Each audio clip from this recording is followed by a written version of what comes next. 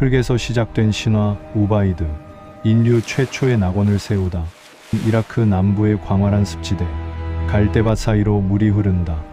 여러분은 지금 어디에 계십니까? 아파트 안에 계신 분도 있고, 카페에 앉아 이 영상을 보시는 분도 있을 겁니다. 혹은 출근길 지하철 안에서 이어폰을 꽂고 계실 수도 있죠. 하지만 지금 이 순간, 저는 여러분을 전혀 다른 세계로 데려가려 합니다. 천천히 시간이 역행하듯 현대 도시의 야경이 서서히 사막으로 바뀐다. 지금으로부터 약 8,500년 전, 도시도 없고 문자도 없고 국가도 없던 시절, 인류는 지금의 이라크 남부 유프라테스 강과 티그리스 강이 합류하는 그 뜨겁고 습한 땅 위에서 무언가를 시작했습니다. 그것은 단순한 정착이 아니었습니다.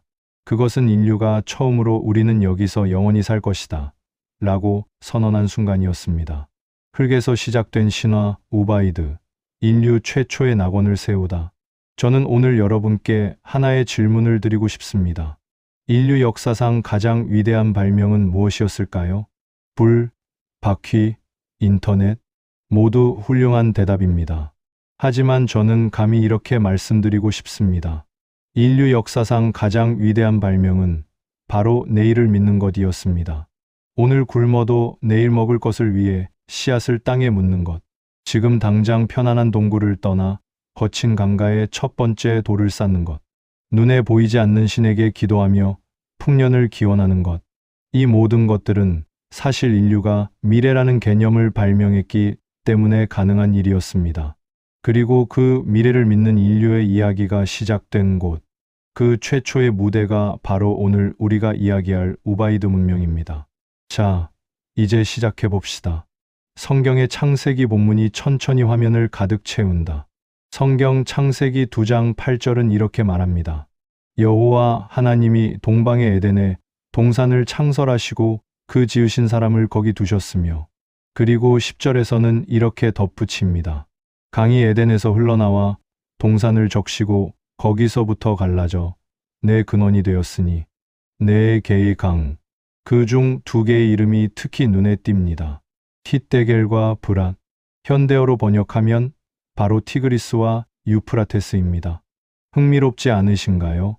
성경이 에덴의 위치를 묘사하면서 언급한 강의 이름이 실제로 지구상에 존재하는 강의 이름과 정확히 일치합니다. 그리고 그 강들이 흐르는 곳은 지금의 이라크, 즉 고대 메소포타미아입니다. 물론 에덴 동산의 존재를 역사적 사실로 단정 지을 수는 없습니다. 하지만 우리는 여기서 중요한 질문 하나를 던져볼 수 있습니다. 왜 인류는 수천 년 동안 이 메소포타미아 땅을 낙원의 기억과 연결시켜 왔을까요? 혹시 이 땅에 실제로 신화가 아닌 역사로서 존재했던 최초의 낙원이 있었던 것은 아닐까요? 고고학자들이 발굴 작업을 하는 모습, 먼지 가득한 유적지. 1919년 영국의 고고학자 헨리 홀이 이라크 남부의 작은 언덕 아루바이드를 발굴하기 시작합니다. 그가 처음 발견한 것은 특이한 무늬가 새겨진 도자기 조각들이었습니다. 특별할 것 없어 보이는 그 파편들은 그러나 고고학계를 뒤집어 놓을 새로운 문명의 첫 번째 증거였습니다. 이후 수십 년간의 발굴을 통해 드러난 것은 경이로웠습니다. 수메르보다 앞서고 이집트보다 앞서며 현재까지 알려진 인류의 도시 문명 중 가장 오래된 뿌리가 이 뜨거운 메소포타미아의 땅 아래에 잠들어 있었던 것입니다. 기원전 6500년부터 3800년까지 약 2700년에 걸친 장대한 이야기, 그것이 바로 우바이드 문명입니다. 그리고 저는 오늘 여러분과 함께 그 2700년의 이야기를 8개의 챕터로 나누어 처음부터 끝까지 여행하려 합니다. 준비되셨나요?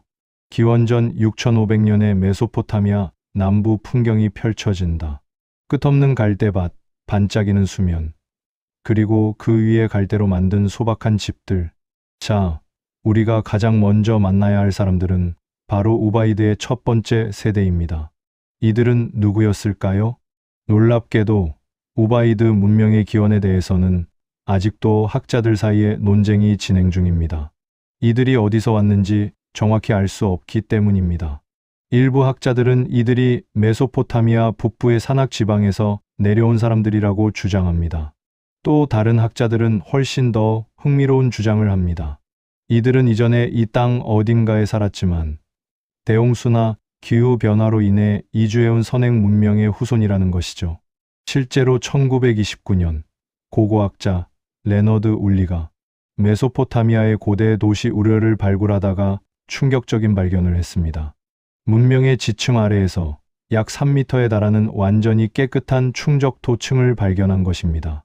그 흙 안에는 인간 활동의 흔적이 전혀 없었습니다. 울리는 이것을 보고 말했습니다. 이것이 바로 노아의 홍수의 증거다. 물론 오늘날 대부분의 학자들은 이것이 전 세계적인 홍수의 증거라기보다는 메소포타미아 지역의 국지적인 대홍수 사건의 흔적이라고 봅니다. 하지만 그 거대한 홍수 사건이 인류의 집단 기억 속에 깊이 새겨져 수천 년 후에 성경의 노아 홍수 이야기로 기록되었을 가능성은 충분히 있습니다. 그렇다면 이 첫 번째 우바이드인들의 삶은 어떤 모습이었을까요? 그들은 먼저 갈대를 이용했습니다. 지금도 이라크 남부의 습지 지역 이른바 마시에는 갈대를 이용해 집과 배를 만드는 전통이 남아 있습니다. 우바이드인들은 이 갈대를 엮어 튼튼한 구조물을 만들고 그 위에 진흙을 발라 벽을 세웠습니다. 그들의 주된 식량원은 무엇이었을까요? 강에서 잡은 물고기, 갈대 숲에서 사냥한 새와 돼지, 그리고 야생 식물들이었습니다. 하지만 중요한 것은 그들이 점점 농경으로 눈을 돌리기 시작했다는 것입니다. 보리와 밀, 이 두 작물이 우바이드 문명의 경제적 토대가 됩니다. 보리밭의 황금빛 물결, 바람에 흔들리는 이삭들, 밀과 보리는 단순한 식량이 아니었습니다. 이것들은 저장이 가능했습니다. 즉, 잉여 생산이 가능하다는 뜻입니다. 오늘 100명이 먹고도 내일을 위해 남길 수 있는 것. 이것이 바로 문명의 물리적 토대입니다. 그리고 우바이드인들은 이 사실을 누구보다 먼저 깨달은 인류였습니다. 자, 그런데 여기서 흥미로운 질문이 생깁니다. 음식을 저장할 수 있게 되었다는 것은 단순히 배불리 먹을 수 있다는 뜻이 아닙니다. 저장된 음식은 곧 권력입니다. 누가 그 음식을 관리하는가? 누가 더 많이 가져가는가? 그리고 누가 나누어 주는가? 이 단순한 질문들이 사실 인류 문명 전체의 역사를 움직여온 핵심 갈등이었습니다. 우바이드인들은 이 갈등을 어떻게 해결했을까요? 그 해답은 그들이 가장 먼저 만든 공공건물 안에 숨겨져 있습니다. 다음 챕터에서 그 비밀을 함께 풀어봅시다. 강물이 갑자기 불어나는 모습, 서서히 집들이 물에 잠기고 사람들이 허둥지둥 피신하는 장면. 기원전 6000년경의 메소포타미아는 지금보다 훨씬 비가 많이 내렸습니다. 유프라테스 강과 티그리스 강은 매년 봄이 되면 산에서 눈이 녹아 엄청난 양의 물이 쏟아지며 범람했습니다. 이 홍수는 강 주변의 땅에 영양분이 풍부한 진흙을 남겨주었습니다. 그래서 메소포타미아는 비옥한 초승달 지대의 가장 비옥한 부분이 될 수 있었죠. 하지만 동시에 이 홍수는 언제든지 인간의 삶을 한순간에 앗아갈 수 있는 거대한 파괴자였습니다. 생각해 보십시오. 몇 달에 걸쳐 정성스럽게 가꾼 밭이 하루아침에 물에 잠겨버리는 경험. 내가 지은 집이, 내가 모아둔 곡식이, 내가 아끼는 가축이 모두 떠내려가는 공포. 이것이 바로 우바이드인들이 매년 직면해야 했던 현실이었습니다. 성경은 이 공포를 이렇게 기록합니다. 땅 위에 사람의 죄악이 가득함을 보시고 내가 홍수를 땅에 일으켜 땅에서 움직이는 생물을 다 멸하리니. 창세기 6장 5절에서 17절. 노아 홍수의 이야기. 전 세계적으로 100개 이상의 문화권에 비슷한 대홍수 신화가 존재한다는 사실을 아십니까? 인도의 마누 신화, 그리스의 데우칼리온 신화, 메소포타미아의 길가메시 서사시에 등장하는 우트나피시팀의 이야기. 이 모든 신화들의 구조가 놀랍도록 유사합니다. 왜 이렇게 많은 문화에서 비슷한 홍수 이야기를 가지고 있을까요?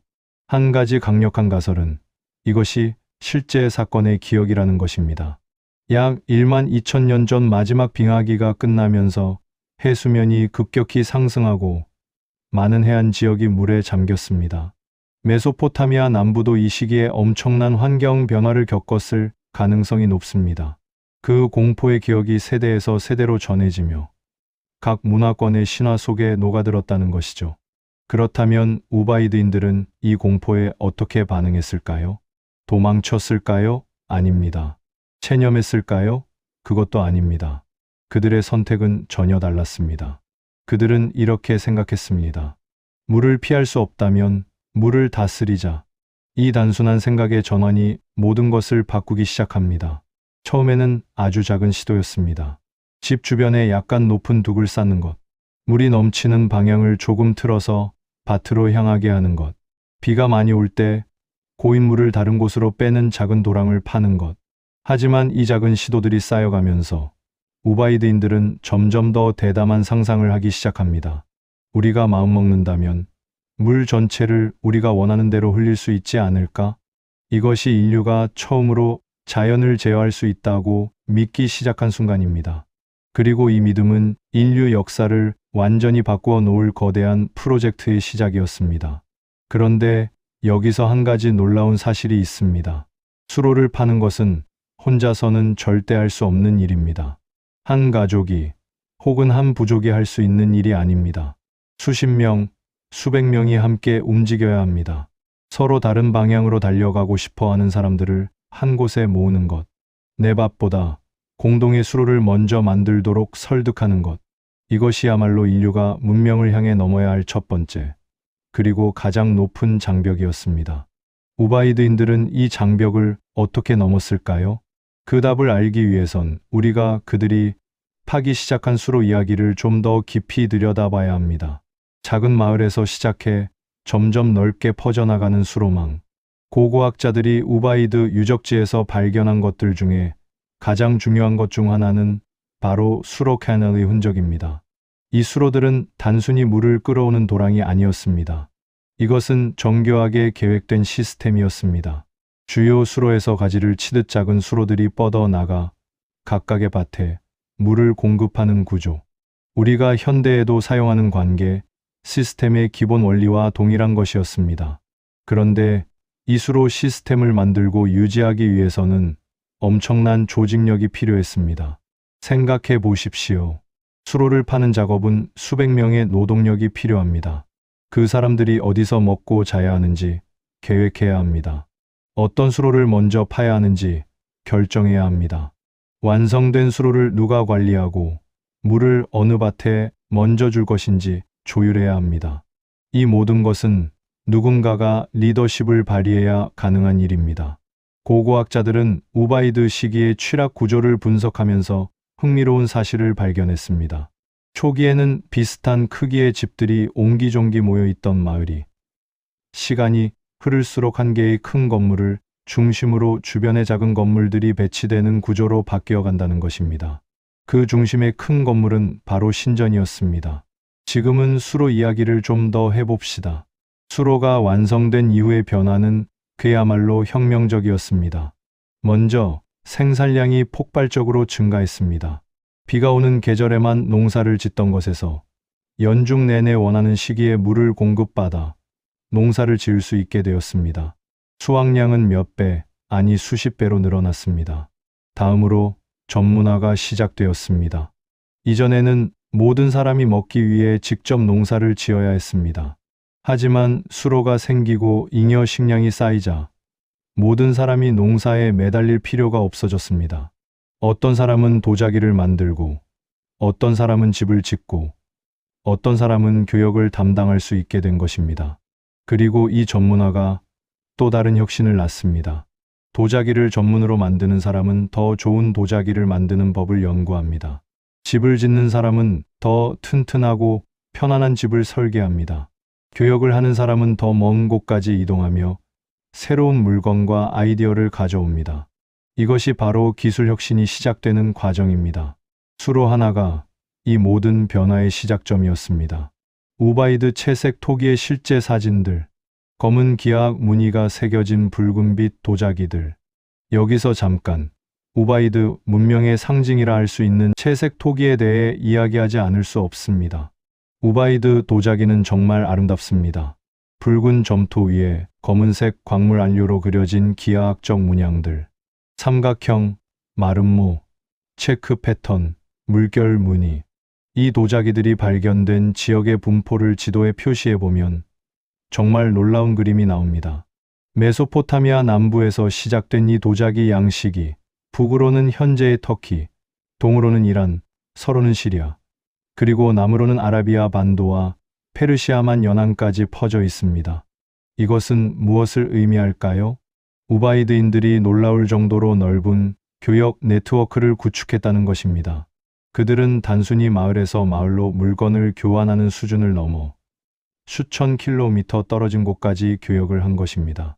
실제로 아랍에미리트와 카타르 등 아라비아 반도의 유적에서도 우바이드 양식의 도자기가 발견되었습니다. 고고학자들은 이것을 우바이드 현상유 베이트 페노메논이라고 부릅니다. 7,000년 전 이미 인류는 글로벌 네트워크를 만들어가고 있었던 것입니다. 수로가 만들어지고 전문화가 이루어지고 교역이 시작됩니다. 마을은 점점 커집니다. 사람들은 더 모여들고 더 복잡한 사회가 형성됩니다. 그런데 이렇게 복잡해진 사회를 하나로 묶기 위해서는 무언가가 필요했습니다. 법, 아직 문자도 없는 시대에 법조는 없었습니다. 군대, 아직 국가가 형성되기 전이었습니다. 그렇다면 무엇이 이 사람들을 하나로 묶었을까요? 그것은 바로 인간이 가진 가장 오래된 본능, 신앙이었습니다. RCH 신전, 인간과 신이 만나는 장소, 황량한 사막 한가운데 솟아있는 흙 언덕. 이것이 고대의 신전 유적, 텔테어이다. 이라크 남부를 여행하다 보면 사막 한가운데 솟아있는 작은 언덕들을 발견할 수 있습니다. 현지어로 텔테어 또는 테페티브라고 불리는 이 언덕들은 사실 수천 년에 걸쳐 쌓인 인간 문명의 층위들입니다. 사람들이 살고 허물고 다시 짓기를 반복하면서 조금씩 높아진 것이죠. 그리고 이 텔들 중에서 가장 오래되고 가장 중요한 것이 바로 에리두입니다. 에리두, 수메르 신화에서 세상에서 가장 먼저 만들어진 도시.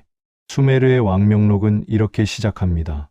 왕권이 하늘에서 내려왔을 때 왕권은 에리두에 있었다. 수메르인들은 에리두를 세계의 시작이라고 믿었습니다. 그리고 고고학적 발굴 결과는 이 믿음이 완전히 허구가 아님을 보여줍니다. 에리두에서는 층위별로 총 19개 층의 신전이 발굴되었습니다. 가장 아래층, 즉 가장 오래된 신전은 기원전 5900년경으로 추정됩니다. 이것은 우바이드 시기의 가장 초기에 해당합니다. 가장 초기의 신전은 정말 소박했습니다. 크기는 약 3.5m 곱하기 3.5m, 일반 가정집보다도 작은 크기입니다. 내부에는 간단한 제단과 제물을 바치기 위한 자리만 있었습니다. 하지만 세대가 바뀔수록 신전은 점점 더 커지고 복잡해졌습니다. 기존 신전 위에 새로운 신전을 짓고 또 그 위에 짓기를 반복하면서 신전은 점점 높아지고 웅장해졌습니다. 왜 그들은 이렇게 신전에 집착했을까요? 에리두의 수호신은 엔키엔키였습니다. 수메르 신화에서 엔키는 지혜와 물의 신이었습니다. 특히 지하에 있는 담수의 바다, 아푸스아즈를 지배하는 신이었죠. 생각해 보십시오. 물의 신을 모시는 신전이 관계, 문명의 중심지에 세워졌습니다. 이것은 단순한 우연일까요? 아닙니다. 이것은 아주 영리한 사회적 장치였습니다. 물은 우바이드 사회의 가장 중요한 자원이었습니다. 물을 통제하는 자가 권력을 가집니다. 그리고 그 물을 관리하는 신전의 사제들은 신의 이름으로 물 배분의 권한을 쥐고 있었습니다. 즉, 우바이드의 신전은 단순히 기도하는 곳이 아니었습니다. 그것은 동시에 창고, 행정센터, 법원의 역할을 했습니다. 발굴된 에리두 신전 유적에서는 동물뼈와 재의 흔적이 대량으로 발견되었습니다. 이는 제물을 바친 흔적입니다. 하지만 동시에 대량의 곡식 저장 흔적도 발견되었습니다. 신전은 마을 전체의 잉여, 생산물을 관리하는 중앙 저장소였던 것입니다. 자, 여기서 아주 흥미로운 성경 이야기 하나를 꺼내 보겠습니다. 창세기 11장, 바벨탑 이야기입니다. 온 땅의 언어가 하나요, 말이 하나였더라. 이에 그들이 동방으로 옮기다가 신할 평지를 만나 거기 거류하며 서로 말하되자 벽돌을 만들어 견고히 굽자 하고 또 말하되자 성읍과 탑을 건설하여 그 탑 꼭대기를 하늘에 닿게 하여 우리 이름을 내고 온 지면에 흩어짐을 면하자 하였더니 창세기 11장 1절에서 4절. 신할 평지. 이것은 메소포타미아 남부, 즉 우바이드와 수메르 문명이 꼽힌 바로 그 땅을 가리키는 성경적 표현입니다. 그리고 탑 꼭대기를 하늘에 닿게 하려는 건물. 이것은 수메르 시대에 실제로 건설된 지구라트를 연상시킵니다. 지구라트는 계단식 피라미드 형태의 거대한 신전탑으로 우바이드 시기의 신전이 수백 년에 걸쳐 진화한 최종 형태입니다. 우르의 지구라트는 지금도 이라크 남부에 서 있습니다. 기원전 21세기에 완성된 이 건물은 높이가 약 30m에 달했으며 꼭대기에는 달의 신난나를 위한 신전이 있었습니다. 우바이드의 작은 신전에서 시작해 수천 년에 걸쳐 성장한 이 신전 건축의 전통이 바로 지구라트로 이어진 것입니다. 성경이 하나님께서 바벨탑 건설을 막으셨다고 이야기하는 이면에는 어쩌면 신의 영역에까지 닿으려 했던 인류의 오랜 욕망에 대한 경고가 담겨 있는 것은 아닐까요? 그리고 그 욕망의 첫 번째 표현이 에리두의 작은 진흙 신전에서 시작되었다는 것. 이것이 바로 우바이드 문명을 공부하는 것이 단순한 고고학 공부를 넘어서는 이유입니다. 신전이 세워졌습니다. 사람들이 모여들었습니다. 저장된 곡식이 쌓여갑니다. 자, 이제 마을은 하나의 임계점에 다가섭니다. 어느 순간 마을은 더 이상 그냥 마을이 아닌 무언가가 됩니다. 역사가들은 이 순간을 도시혁명이라고 부릅니다. 인류가 마침내 도시를 발명한 순간, 그 극적인 탄생 이야기를 지금 바로 만나보겠습니다.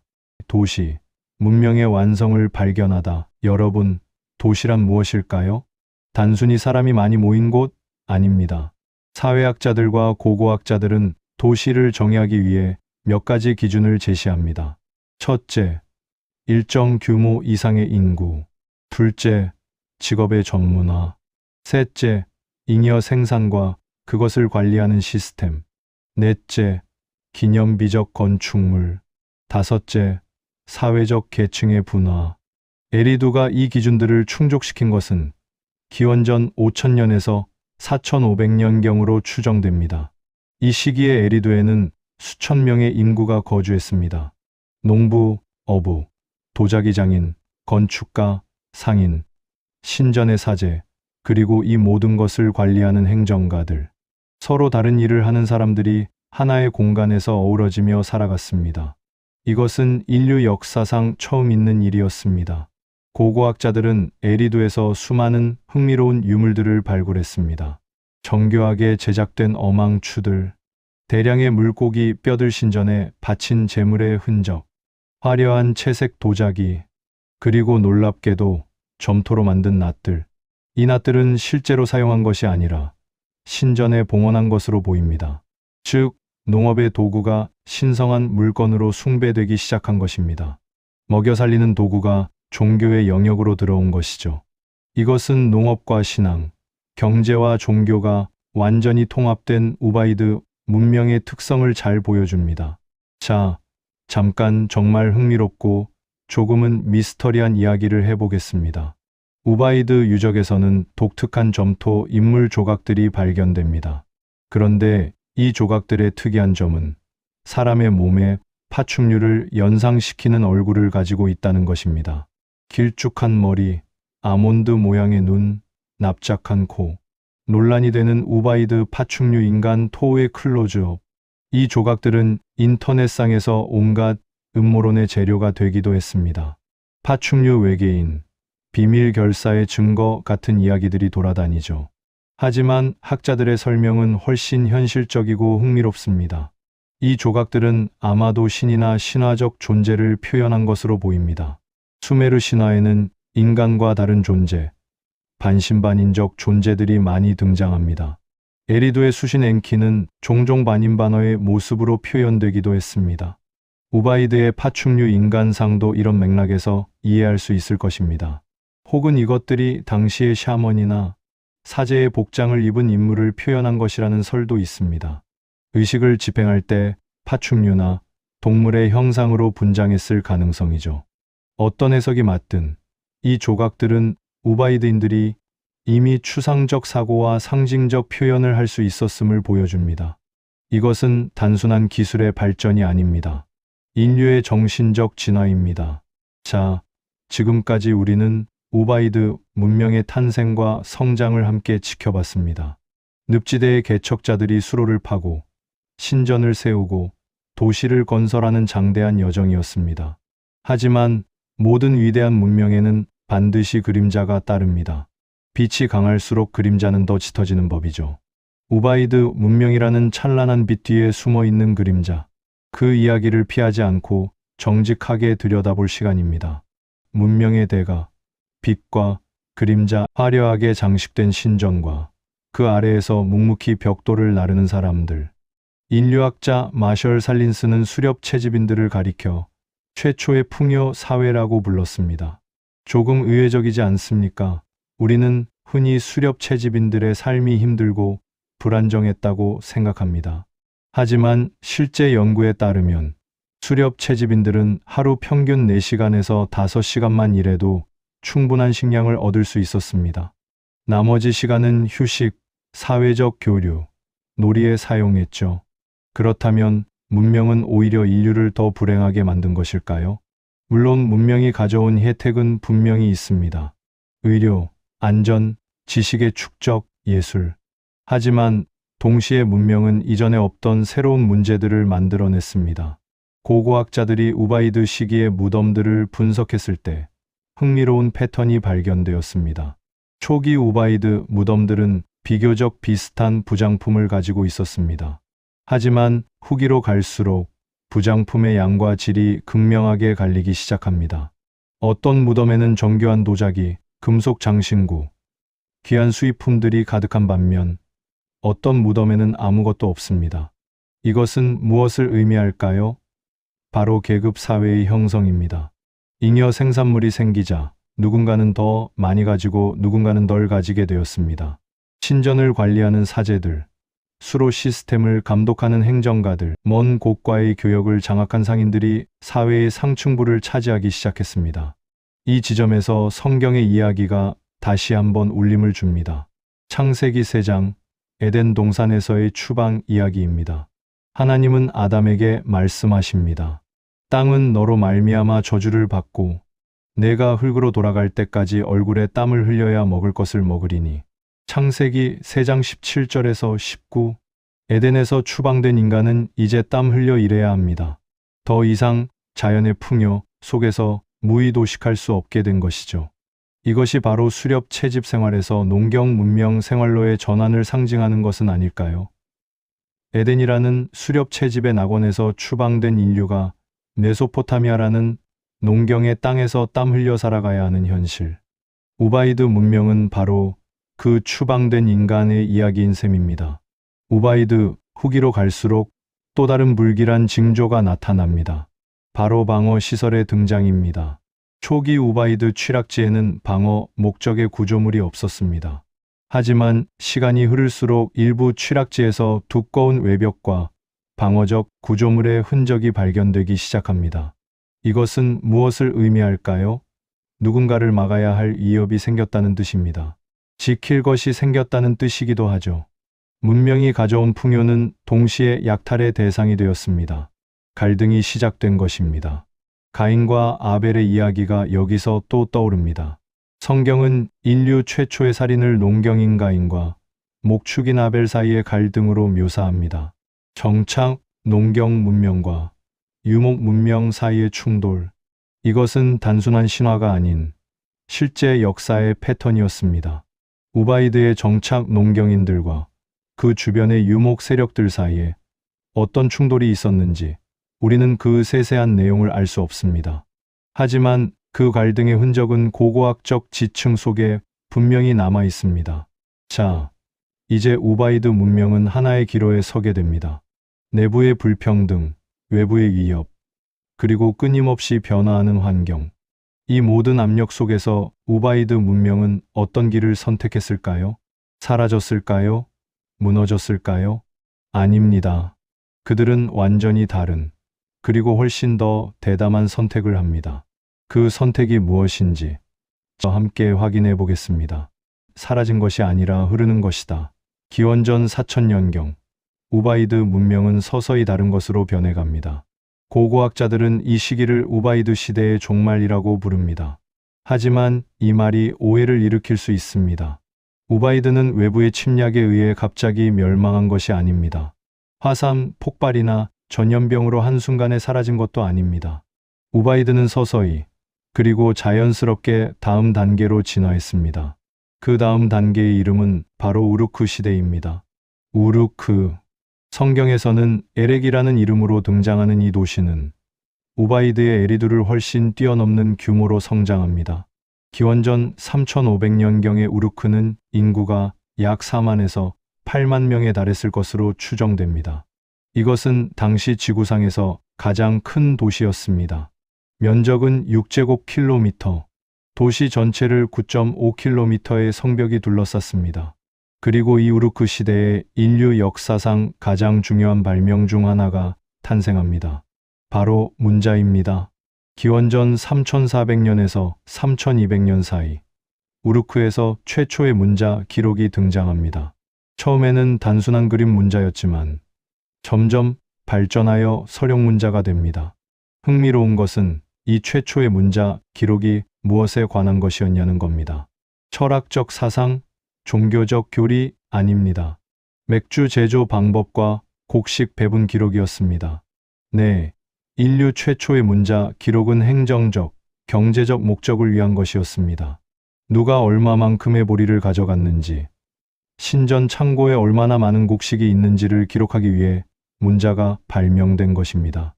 이것이 바로 우바이드 시대의 유산입니다. 신전 중심의 잉여물 관리 시스템.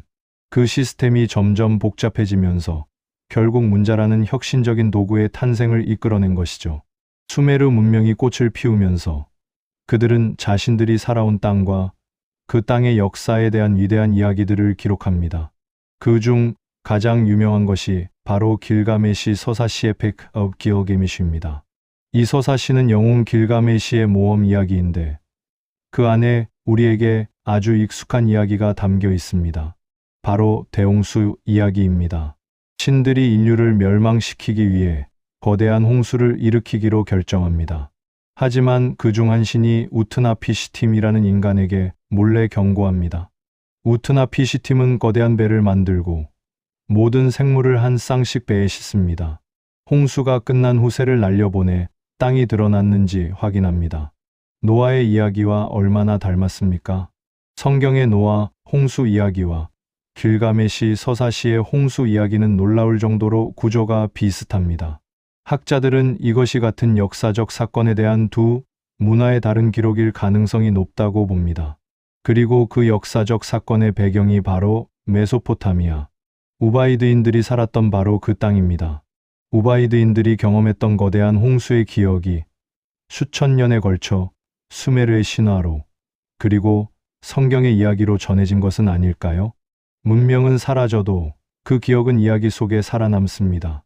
우바이드인들의 공포와 생존의 기억이 인류의 집단 무의식 속에 녹아들어 지금 우리가 읽는 성경 속에까지 그 흔적을 남긴 것입니다. 우바이드가 수메르에게 바통을 넘겨주었습니다. 수메르는 아시리아에게, 아시리아는 바빌로니아에게, 바빌로니아는 페르시아에게, 페르시아는 그리스에게, 그리스는 로마에게, 그리고 그 긴 바통 릴레이의 끝에 우리가 있습니다. 7000년 전 메소포타미아의 흙 속에서 시작된 이 이야기가 지금 이 순간 우리의 삶과 어떻게 연결되는지 마지막 챕터에서 그 경이로운 연결고리를 함께 발견해 보겠습니다. 현대 도시의 야경과 초기 에리두의 신전 유적이 천천히 오버랩된다. 서울의 한강변에 서서 강 건너 빽빽이 솟은 빌딩들을 바라본 적 있으신가요? 혹은 밤의 비행기에서 도시의 불빛을 내려다본 경험이 있으신가요? 그 순간 우리는 7000년 전 에리두의 사람들이 처음으로 수로를 파며 느꼈던 것과 똑같은 감정을 느끼고 있는지도 모릅니다. 우리는 이것을 만들었다. 우리가 이 땅을 다스린다. 우바이드인들의 관계 수로는 오늘날 거대한 댐과 수력 발전소가 되었습니다. 에리두의 신전은 현대의 의회, 법원, 연구소가 되었습니다. 우바이드의 채색 토기는 현대의 디자인 제품과 브랜드가 되었습니다. 그리고 우바이드의 교역 네트워크는 현대의 인터넷과 글로벌 공급망이 되었습니다. 형태는 달라졌지만 본질은 같습니다. 우리는 여전히 우바이드인들과 똑같은 꿈을 꾸고 있습니다. 자연을 제어하고 공동체를 만들고 이름을 남기고 영혼을 꿈꾸는 것. 하지만 우바이드의 역사는 우리에게 한 가지 무거운 질문을 남깁니다. 문명은 과연 우리를 더 행복하게 만들었을까요? 우바이드인들은 처음에는 평등했습니다. 비슷한 크기의 집에 살고 비슷한 음식을 먹었습니다. 하지만 문명이 발전하면서 불평등이 생겼고 갈등이 생겼고 전쟁이 시작되었습니다. 우리는 지금 그 긴 여정의 어느 지점에 서 있을까요? 기후위기, 인공지능, 사회적 양극화. 현대 문명이 직면한 도전들은 어쩌면 우바이드인들이 직면했던 도전과 본질적으로 다르지 않습니다. 어떻게 자원을 공정하게 나눌 것인가? 어떻게 공동체를 하나로 묶을 것인가? 어떻게 다음 세대에게 더 나은 세상을 물려줄 것인가? 우바이드인들은 신전을 세워 이 문제를 해결하려 했습니다. 우리는 어떤 방법을 찾을 것인가요? 성경 창세기는 인간의 이야기를 추방과 방황으로 시작합니다. 에덴에서 쫓겨나 새로운 땅에서 새로운 삶을 시작해야 하는 인간. 하지만 그 이야기의 끝은 절망이 아닙니다. 성경 전체의 흐름을 보면 추방된 인간이 결국 새로운 형태의 낙원을 향해 나아가는 이야기입니다. 어쩌면 우바이드인들도 에덴을 잃어버린 인류가 새로운 에덴을 만들려 했던 최초의 시도였는지 모릅니다. 진흙으로 벽돌을 빚고 수로를 파고 신전을 세우며 그들이 꿈꾸었던 것은 결국 더 나은 세상이 아니었을까요?